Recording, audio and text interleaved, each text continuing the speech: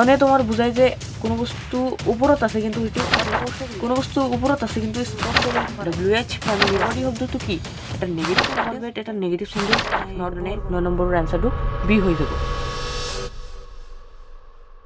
নমস্কাৰ বন্ধু বন্ধুৰ ছাত্ৰ ছাত্ৰীসকল, আজিৰ এই ভিডিঅ'টোত আমি ক্লাছ 9ৰ যিটো টেলেণ্ট চাৰ্চ এক্সামিনেশ্যন 2024 কেইদিন আগতে হৈ গ'ল এই পৰীক্ষাটো, মানে প্ৰতিভা সন্ধানী পৰীক্ষা 2024ৰ যিটো এনচাৰটো আজি দেখিম। এনচাৰ কি এই ভিডিঅ'টোৰ পৰা মই তোমালোকক ইংলিছৰ এনচাৰ কেইটা ক'ম আৰু কেনেকৈ হ'ল এই এনচাৰটো সেইবিলাকো ক'ম। যদি তোমালোকে মোৰ চেনেলটোক এতিয়াও ছাবস্ক্ৰাইব কৰা নাই তেন্তে ছাবস্ক্ৰাইব কৰি দিবা আৰু কাষত থকা বেল বাটনটো অল অপশ্যনত ক্লিক কৰি দিবলৈ নাপাহৰিবা। তেন্তে বলা ভিডিঅ'টো আৰম্ভ কৰোঁ। সো প্ৰথমে আছে অল কুৱেশ্যনছ আৰ কম্পালচাৰী, মানে সকলো কুৱেশ্যন তোমাৰ কৰিব লাগিব। ইচ কুৱেশ্যন কেৰিজ 1 মাৰ্ক, মানে সকলো কুৱেশ্যনে তোমাৰ 1 মাৰ্ককৈ থাকে। চুজ দ্য কাৰেক্ট অপশ্যন, সঠিক বিকল্পটো বাছি উলিওৱা। 1 নম্বৰ কুৱেশ্যনত দিছে, আমি এইটো সমাধান কৰোঁ যে the patient is serious still he has does hope for recovery. ইয়াত খালী ঠাইটো পূৰ কৰিবলৈ কৈছে, মানে ৰোগীগৰাকী একদম বহুতো বেয়া কণ্ডিশ্যনত আছে। Still he has does hope for recovery, ইয়াত কোৱা হৈছে যে তেওঁৰ মানে কিছু মাত্ৰ যিটো জীয়াই থকাৰ সম্ভাৱনা আছে। এইটোৰ কাৰেক্ট আনচাৰ হ'ব এ লিটিল, কাৰণ এইটো অলপ নেগেটিভ নহয়, যিটো লিটিল আছে এইটো ডাইৰেক্ট নেগেটিভত যায়, মানে কোনো হোপে নাই, কোনো ৰিকভাৰী মানে বচাৰ কোনো চান্সে নাই, কিন্তু এ লিটিলে অলপ হোপ থকা বুজায়।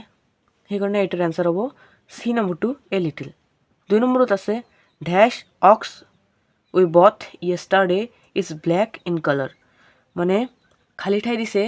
আৰু ষাঁড় গৰুটো যিটো আমি যোৱা কালি কিনিছিলোঁ সেইটোৰ ৰং কলা আছিল। এইটোত এন নবহে, যিহেতু ভাৱেল আছে তথাপি ইয়াক নিৰ্দিষ্টকৈ কোৱা হৈছে, সেইকাৰণে ইয়াত দ্য আৰ্টিকেল ব্যৱহাৰ হ'ব। 3 নম্বৰত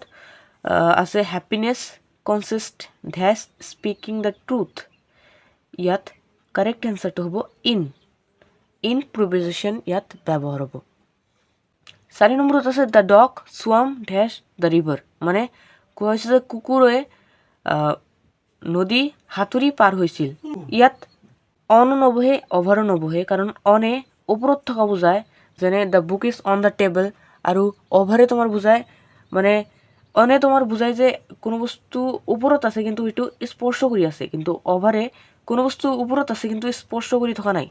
অনৰ এটা এক্সাম্পল হ'ব the book is on the table, মানে টেবুলত আছে এইটো স্পৰ্শ কৰি আছে। অভাৰৰ এক্সাম্পল হ'ব the plane is over the city, এনেকুৱা হ'ব, মানে অভাৰটো স্পৰ্শ কৰি নথকা হৈছে। কিন্তু ইয়াত অন নবহে অভাৰো নবহে, মানে ইয়াত ওপৰেদিতো যোৱা নাই, ইয়াত এক্ৰছ মানে পাৰ কৰিছে নদী দি, সেইকাৰণে ইয়াত এনচাৰটো হ'ব বি নম্বৰটো the dog swam across the river. আশা কৰিছোঁ তোমালোকে বুজি পাইছা। তাৰপিছত 5 নম্বৰত আছে হোৱেৰ হেভ ইউ বিন, মানে তুমি ক'ত আছিলা। আই ডেছ ইউ 6 টাইমছ, মানে ইয়াত কল দিছে, মানে কলেৰে পাষ্ট টেন্সটো বহাব লাগে। কলছটো নবহে কাৰণ এইটো পাষ্টত হৈছে, কলো নবহে। হেজ কল্ড নবহে কাৰণ পাৰফেক্ট নহয়, এইটো ইনডেফিনিট, নিৰ্দিষ্টকৈ বুজা নাই, সেইকাৰণে আই কল্ড ইউ 6 টাইমছ, মানে তুমি ক'ত আছিলা, মই তোমাক 6 বাৰ মাতিছিলোঁ। তাৰপিছত 6 নম্বৰত আছে I don't know' the answer, মই উত্তৰটো নাজানো। If I does the answer I don't tell you, মানে মই এনচাৰ নাজানো, মই যদি জানিলোহেঁতেন তেন্তে তোমাক নকম, সেইকাৰণে ইয়াত I knew the answer I don't tell U, সেইকাৰণে ইয়াত বি নম্বৰটো ৰাইট হৈ যাব এনচাৰটো। তাৰপিছত 7 নম্বৰত আছে select the right active voice of the given sentence from the alternatives, মানে ইয়াত সঠিক যিটো এক্টিভ ভইচ সেইটো বাছি উলিয়াব লাগে। ইয়াত আছে why wasn't your father chosen for the post, এইটো আছে পেচিভ ভইচত, এইটো এক্টিভ কৰিব লাগে। এই নম্বৰত why they didn't choose your father for the post, ইয়াত হোৱাই আছে ঠিকে আছে, কিন্তু প্ৰথমে মানে যিটো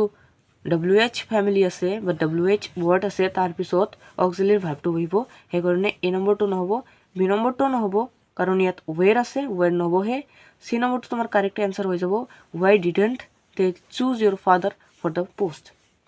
তাৰপিছত 8 নম্বৰত আছে select the correct passive voice form of the given sentence from the alternatives মানে তলত মানে যিবিলাক শব্দ দি আছে সেইবিলাকৰ ভিতৰত শুদ্ধ পেসিভ ভয়েসটো বাছি উলিয়াব লাগে এই নম্বৰত আছে the flower is sweet when it is smelled এটোৱে কাৰেক্ট হৈ যাব কাৰণ the flower smells sweet এটো passive ভয়েসটো the flower is sweet when it is smelled এটোৱে হৈ যাব এটো সঠিক যেটো পেসিভ ভয়েস হেতু হয় তাৰ পিছত 9 নম্বৰত আছে select the correct indirect form of narration of the given sentence from the alternative given below মানে সঠিক ইনডাইৰেক্ট যেটো নাৰেশনৰ ইনডাইৰেক্ট স্পিচ আছে হেতু লব লাগে যেটো সেন্টেন্স দিছে হেতু যে my mother shed don't tell আ লাই ইয়াত ডোন্ট টেল আ লাই এটা ইম্পারেটিভ সেন্টেন্স হয়তো এনেকুৱা হ'ব পাৰে my mother এডভাইসড me don't tell আ লাই বা এটো হ'ব পাৰে যে যেটো ইয়াত দিয়া আছে যে ফৰবেড এটো হল এটা নেগেটিভ সেন্টেন্স হেকাৰণে 2 নম্বৰটো কাৰেক্ট হৈ যাব মাই mother forbid me to tell আ লাই তোমালোকে ভাবি আছা যে ডি নম্বৰটো কিয় নহয় কাৰণ এটো তো নট নাই ইয়াত নট নাই বি নম্বৰত নট নাই যেহেতু ফৰবিড এটা নেগেটিভ সেন্টেন্স হেকাৰণে নট বহাব নালাগে যদি নট বহা তেন্তে তোমাৰটো মানে ৰং হৈ যাব এনসাৰটো ডি নম্বৰত আছে my mother forbid me not to tell a লাই যেহেতু ফৰবেড এটা নেগেটিভ সেন্টেন্স নট বহৰ কোনো প্ৰশ্নই নাই সেইকাৰণে 9 নম্বৰৰ এনসাৰটো বি হৈ যাব তাৰপিছত 10 নম্বৰত আছে select the correct direct form of narration of the given sentence from the alternatives given below মানে তোমাৰ এটো ইনডাইরেক্ট স্পিচত দিছে এটো ডাইরেক্ট স্পিচত লব লাগে কি দিছে চাও হ the boy said that he had been born in 2010 মানে লৰাজনে কৈছিল তেও 2010 চনত জন্মগ্ৰহণ কৰিছে এটো এক নম্বৰত আছে the boy said I born in 2010 ইয়াত কোনো হেল্পিং ভার্ব নাই হেকাৰণে এটো নহব বি নম্বৰত আছে the boy said I was born in 2010 এটোৱে কাৰেক্ট হৈ যাব কাৰণ লৰাজনে কৈছিল মই 2010 চনত জন্মগ্ৰহণ কৰিছিল এটোৱে কাৰেক্ট 11 নম্বৰত আছে nobody come to help him এটো তোমাৰ ট্যাগ কোৱেশ্চন দিছে ইয়াত didn't they নহয় কাৰণ যেহেতু এটো এটা indefinite tense present past indefinite tense হেকাৰণে ইয়াত didn't they বহাব লাগিছিল কিন্তু দেখা nobody শব্দটো কি এটা নেগেটিভ সেন্টেন্স হেকাৰণে যেহেতু ট্যাগ কোৱেশ্চনৰ প্ৰথম সেন্টেন্সটো নেগেটিভ আছে ট্যাগ কোৱেশ্চন কৰিতো আমি এটো পজিটিভত কৰিব লাগিব সো ডিড দে এটো কাৰেক্ট আনসাৰ হৈ যাব বি নম্বৰটো তাৰ পিছত 12 নম্বৰত আছে select the correct positive degree of the given sentence মানে তলত দিয়া যেটো শব্দ আছে বাক্য এটোৰ পজিটিভ ডিগ্ৰীটো হ'ব লাগে ইয়াত বাক্যটো আছে পাঠান বলস ফাস্টাৰ দেন ইমৰান মানে পাঠানৰ বলটো ইমৰানৰ বলতকৈ বেছি ফাস্ট এক নম্বৰত আছে Imran does not ball as faster as Pathan এটোৱে কাৰেক্ট হৈ যাব তাৰ পিছত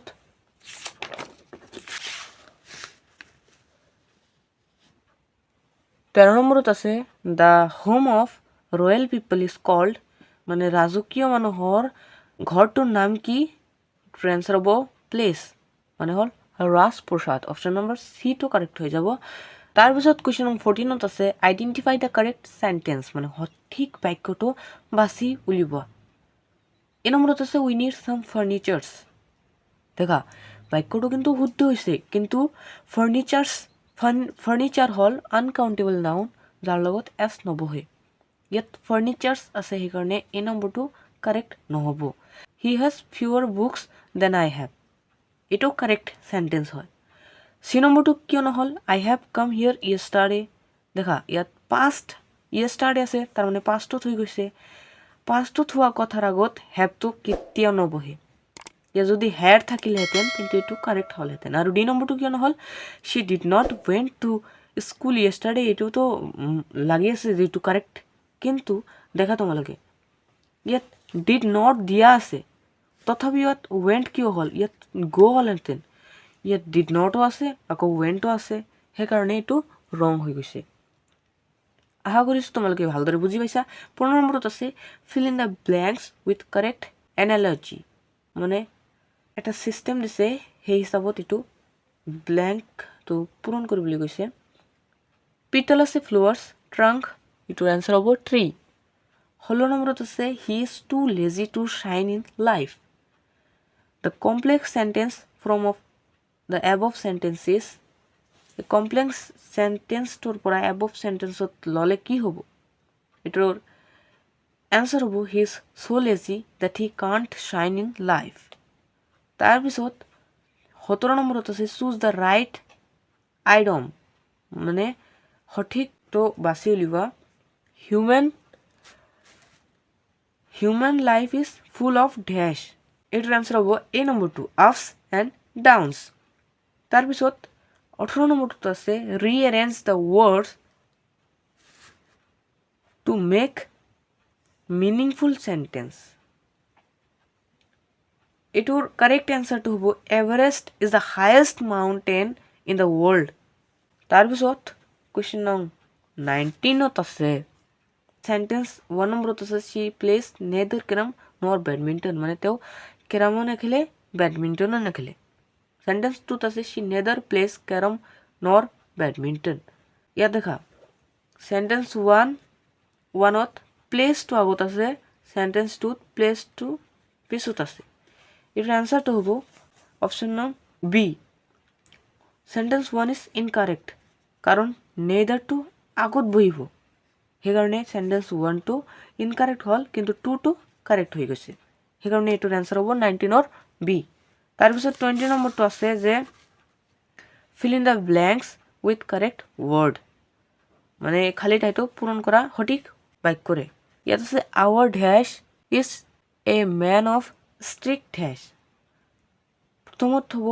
এইটোৰ এনচাৰটো চি নম্বৰটো হ'ব কাৰণ প্ৰথমৰটো আৱাৰ প্ৰিন্সিপাল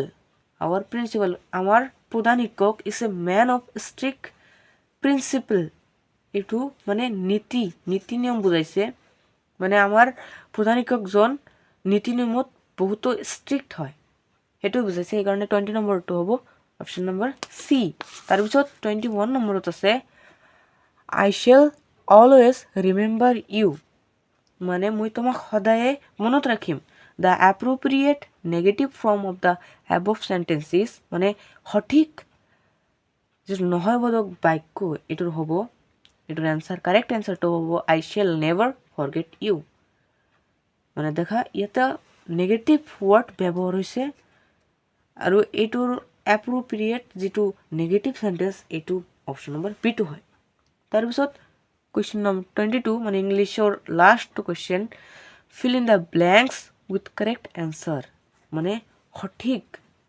উত্তৰেৰে এই খালী ঠাইটো পূৰণ কৰা what do you like the best about your school এইটোৰ এনচাৰ হ'ব বেষ্ট চ' আশা কৰিছোঁ তোমালোকৰ এই ভিডিঅ'টো ভাল লাগিল যদি ভাল লাগে তেন্তে এটা লাইক কৰি দিবা বন্ধুসকলৰ লগত শ্বেয়াৰ কৰিবা আৰু চেনেলটোক ছাবস্ক্ৰাইব কৰি কাষত থকা বেল বাটনটো অল অপশ্যনত ক্লিক কৰি দিবলৈ নাপাহৰিবা ইয়াৰ অহা ভিডিঅ'ত আমি